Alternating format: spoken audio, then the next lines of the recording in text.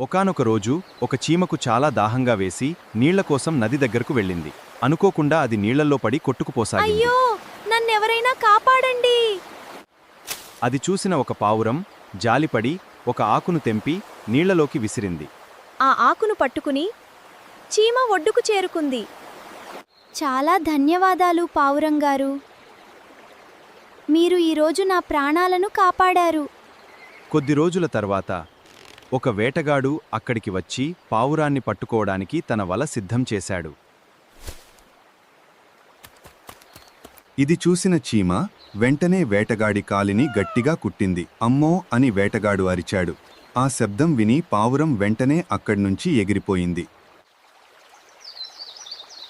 నీతి: మనం ఇతరులకు చేసే మంచి ఎప్పటికైనా మనకు తిరిగి వస్తుంది. Subscribe, friends.